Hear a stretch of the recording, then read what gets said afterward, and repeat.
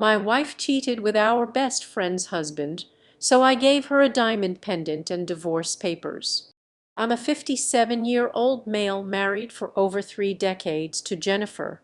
We have a son and 2 daughters, all are adults now and living on their own. I work for a pharmaceutical company with a great payout. Our lifestyle has been decent even with a single income and 3 children. Life didn't use to be that complicated. About a year and a half ago, my company decided to set up another production unit in the neighboring town, and I was appointed as one of the core members to lead the setup. I was leading the manufacturing department when I got the offer. I discussed it with Jenny before accepting. By then, all our children had moved out, and it was just us. I didn't want to leave her alone, but she assured me that she would manage fine. It was a temporary project until the setup was running smoothly.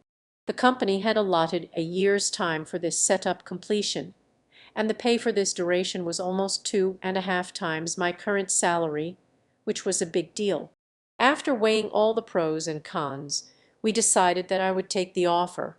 That payout would help me retire earlier, and we could enjoy the last phase of our life comfortably. Next month is my 30th anniversary, and I was planning to make it super special for Jenny. I mean, 3 decades is a milestone, plus I had to make up for my absence due to work commitments. So I decided to gift her a diamond pendant she had been eyeing for a long time. I went to one of the oldest jewelry shops in town. They showed me their latest and classiest collection, but I was unable to finalize one. I showed the store owner a photo of Jenny and asked him to suggest something that would suit her beauty. He was surprised to see her and asked me if she was my wife. I said, "Damn yes." He said she was a regular customer there for many years and often visited the store. I said, "Yeah, I know, that's why I came to this shop." I asked him if there was anything else because the way he reacted didn't seem like a happy surprise. He apologized for his reaction and said he wasn't expecting Jenny to be my wife. He explained that he had never seen me accompany her and got confused. He was stammering, and his responses sounded somewhat unsatisfied. I calmed him down and asked what was the matter. He said Jenny had visited the store a week prior and had placed an order for a men's sapphire ring. He apologized to me a million times, saying he might have ruined the surprise for her. He pleaded that I act surprised when she gives me the ring, otherwise she might report him to the manager, and he would be fired for being a big mouth. I chuckled and told him not to worry about it. I was over the moon, thinking Jenny was equally excited about the anniversary and that she had been planning surprises for me. Next, I made reservations for a beach holiday. I booked a resort on a private island in Miami. All the arrangements were made for an exotic holiday by the ocean. It was all a surprise. After making all the arrangements, I was waiting for the anniversary day to arrive. However, all my happiness crashed down yesterday when I saw a sapphire ring on my friend Lena's husband. Lena, and I have been close friends for the last 30 years. Actually, we had a group of 5 close friends, but 2 of them lost touch eventually. The 3 of us are still super tight. Lena has been the toughest person I have ever met. Discussing her background would be futile here, but it holds importance in this case. Lena's father was a wealthy businessman. 3 years ago, however, some of his top management guys conspired to siphon the company's money, leading to its shutdown due to compliance issues. Her father suffered a heart attack and became paralyzed due to that trauma. Since then, she has stepped up to take care of her parents and has been bravely fighting court cases to clear her father's reputation. Yesterday, Jenny and I visited Lena to check on her dad's condition. Everything was normal until her husband, Marcus, 52, arrived. I don't know if it was his flamboyant personality or the flashy ring itself that caught my attention. I couldn't pretend not to notice it and asked him about the ring. If I had not known about that ring earlier, I would have never noticed their reactions or body language. Marcus and Jenny looked at each other, and then he curled his lips with a smile and said he bought it for himself. Lena seemed annoyed by this. It goes without saying that she has been going through a difficult time managing her family and her parents along with the court cases. In that situation, her husband is spending a fortune on a ring for himself. One more thing, Marcus used to work at Lena's father's company, and ever since the company went bankrupt, he's been a lazy bum living off her income. Now that I know the reality that the ring was gifted by my lovely wife, this makes the situation even worse. Why would she give such expensive gifts to Lena's husband without anyone knowing? There has to be something going on. I added two and two and concluded that they are both fooling around. The thing is, I just cannot confront this based on my gut feeling. I need proper evidence. I could team up with Lena on this mission, but she's already going through enough and I don't want to trouble her without evidence. I have to leave for work tomorrow, and it disgusts me to think that as soon as I leave Marcus is going to come banging my wife. I'm going nuts thinking about the entire situation. First, we have the loving husband planning a grand surprise for his dear wife on their 30th anniversary diamond pendants and exotic beach holidays. Oh my! But wait a plot twist. It turns out dear wife has a little secret of her own, and it's not exactly a pleasant surprise.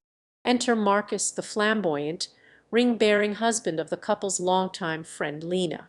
And wouldn't you know it, he's flashing around a sapphire ring like it's going out of style. But hold your horses, folks, because it turns out that sparkly bauble wasn't a gift from dear Lena. Oh no, it was actually a little present from Opie's own wife. Cue the dramatic gasps and incredulous stares. Update 1. Hey, I left the last post midway. I kind of got lost in my thoughts. I got one comment asking if I missed reading out the red flags or if there were none. Let me tell you, although I still have no information on when and how, I know for sure that their cheating game would have started after my transfer to the new plant. Lena and Marcus have been married for 6 to 7 years with no kids. I don't know what Lena saw in that lazy bum that she served him a fortune on a platter. I mean, he got an eminent position in the company without lifting a finger. After the transfer, for the first 5 to 7 months, I was mostly staying at the new manufacturing unit. The company provided us with accommodation, and I used to drive home 2 to 3 times a month. Initially, Jenny was sulking and complaining about our limited couple time, but eventually that stopped. I thought she got used to the situation. It was kind of a relief for me. But now I think it was not that, it was a sign of a bigger problem, guys. Making this simple for all of you, a partner not complaining about couple time is actually a red flag and not a sign of maturity. When you love and care for someone, you crave to spend time with them. After the installation of the first plant at my site, my workload got slightly easier. I was now coming home every weekend, but Jenny was still in that distant mode. I spoke to her several times regarding her changing attitude, and she pinned the blame on me. She said she wanted to remain distant from me until my project concluded and I moved back because it hurt her to see me leaving on Mondays after spending quality time on the weekend. Guess what? I bought her reason. It made sense to me. That's what we tend to do, blindly trust our partners. And that's how we land up here. Our sex life became non-existent for the same reason. Every time I initiated, she would snap at me saying she didn't want to ignite her sex life when she couldn't get it when she wanted. Sometimes I used to get irritated by this, but she assured me that once my project was over, we'd get back to our usual routine. She was like, you turn me on, and then you leave me alone for the whole week, and it becomes difficult for me. Guess what? I bought this too. I want to smack my head. All this was the reason I had planned something special for this anniversary to cover for my absence and to make her feel special. Until now, I was feeling so blessed to have such an understanding wife. I was so grateful to her for supporting me in every way. Now we know the truth behind her support. Anyways, I'm back at my plant, and I don't want to go back home anytime soon, at least not without a plan to catch her infidelity. I'm yet to work on the plan. If anyone has an idea, kindly pitch in. I would much appreciate the help. Who knew that behind the facade of marital bliss lurked a tangled web of lies? First, we have our the unsuspecting husband who's been played like a fiddle by the supposedly loving wife. Ah, the joys of blind trust and the crushing weight of naivety. Then there's Marcus, the lazy bum who somehow managed to luck his way into a cushy job and now apparently into Op's marital bed. Talk about getting more than you bargained for in the company perks package. And let's not forget dear Lena, the friend caught in the crossfire of her own husband's wandering eye. Bet she didn't sign up for this when she said, "I do." Update 2. Reposting the thread again. Not sure what happened that my last update got deleted twice. I came back to my work to clear my head and strategize. Next, I got the suggestion from you guys to gather evidence first before the confrontation. I bought a sound capturing device with a recorder and decided to plant them at the places where they would likely meet. The following weekend I went home. We were anyway distant from each other. Our sex life was null, so avoiding her wasn't a big deal. I fixed one tiny capturing device inside her clutch bag and placed the connector and recorder inside her car. I hid two other devices in my bedroom and one on the living room couch, concealing the recorder behind the bookshelf. I tested both devices and they worked fine. After that, I patiently waited for the devices to collect the relevant evidence. It was almost a week until I got some concrete recordings. Marcus hasn't visited my house in my absence, so there were no recordings with both their voices. It was just her voice on the calls. The information was in bits and pieces, but the overall crux of the conversation was that they were saying "I love you" to each other, talking about their desires and pleasures. That very weekend, Lena was to travel with her parents to their countryside farm to sort out some legal matters. Ideally, Marcus should have accompanied them, but he was more interested in using Lena's absence as an opportunity to bang my wife. He insisted that Jenny catch up that weekend, but she refused, saying she was home and didn't want me to get suspicious of her absence. They were whining about the fact that I was visiting home more often and that they were not getting enough time for themselves. All these conversations were happening in my bedroom while I was mowing the lawn outside. Petty, right? They talked about this on Saturday morning, and I heard it in the afternoon. I went out to the study and told her that something urgent came up at work and I would be leaving after dinner. She nodded.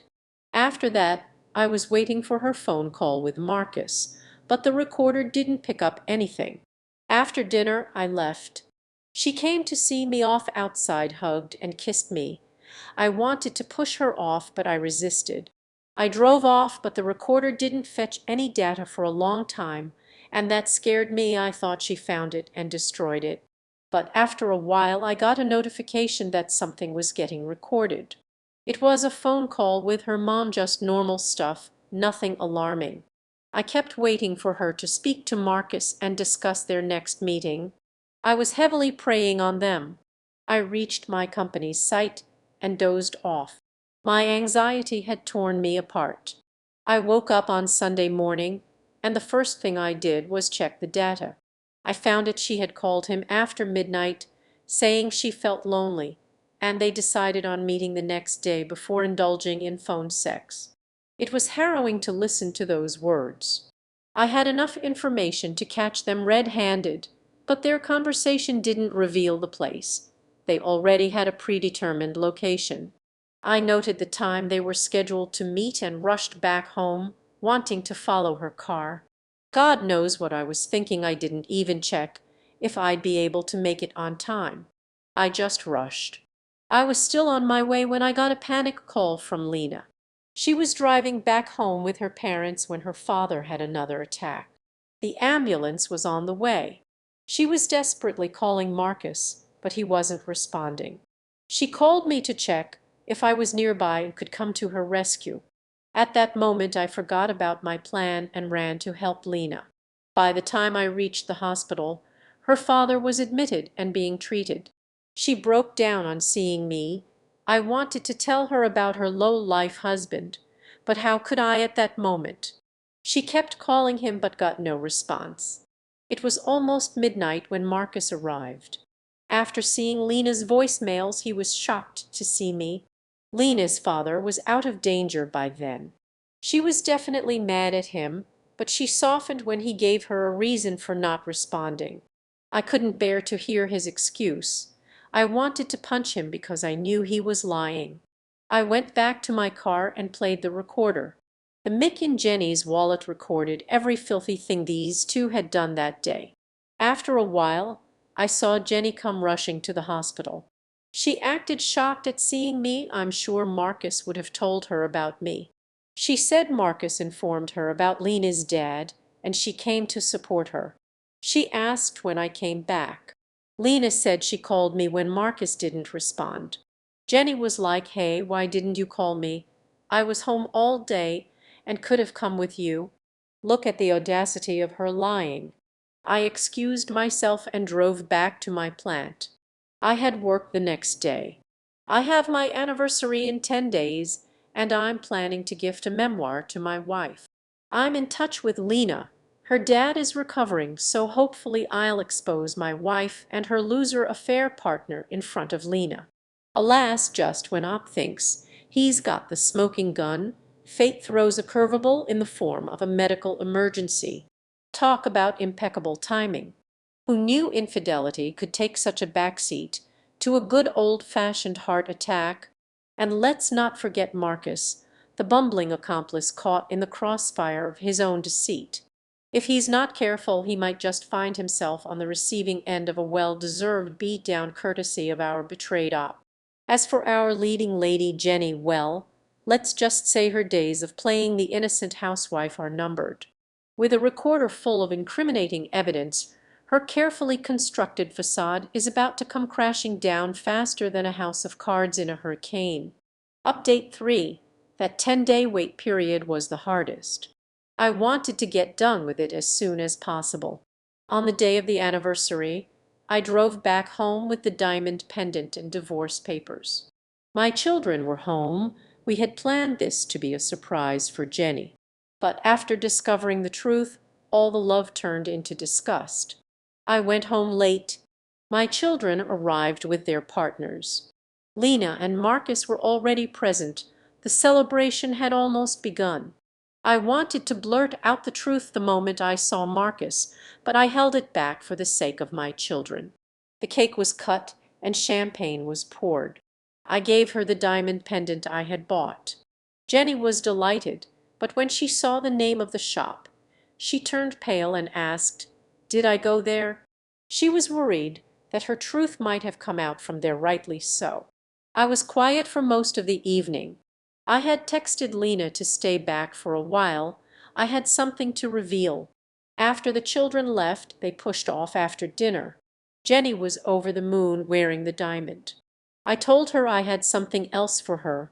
I pulled out the envelope and handed it to her. She jumped in excitement, saying it was a holiday package. I smiled and asked her to open it. Update 4. The evening air was thick with anticipation as Opie stood in his living room, the celebratory atmosphere around him contrasting sharply with the turmoil inside his heart. Jenny, radiant in her new diamond pendant, sparkled with excitement, blissfully unaware of the storm that was about to descend. Opie glanced at Lena, who was hovering nearby, a look of quiet determination on her face. He had confided in her about everything, and she was ready to stand by his side. "Open it, Jenny," he urged, his voice steady despite the tumult raging within him. The envelope was a simple manila, yet it carried the weight of the truth he had painstakingly gathered over the past weeks. With trembling fingers Jenny tore it open, her eyes widening as she read the words scrawled inside. Confusion flickered across her face, quickly morphing into a mask of horror as the realization set in. "What is this?" she stammered, looking up at Opie, the color draining from her cheeks. "It's the truth, Jenny. I know everything," he replied, his voice low and firm. The The room fell silent as the gravity of his words settled like a heavy fog.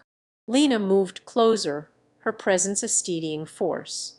"You think I don't know." Opie continued, pacing slightly as he spoke. "You've been lying to me for months. This isn't just about a pendant or a holiday, it's about trust, love, and the vows we took."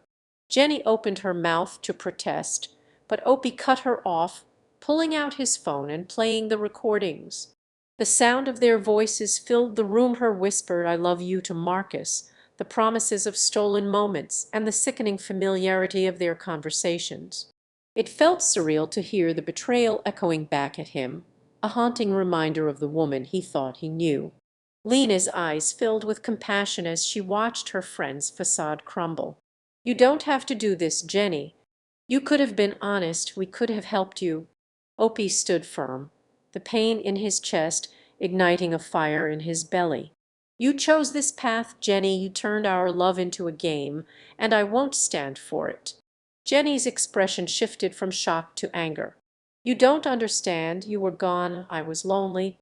Her voice wavered, desperation creeping in as she searched for justification. "Lonely, so you thought sleeping with Marcus was the answer." Opie shot back, incredulous.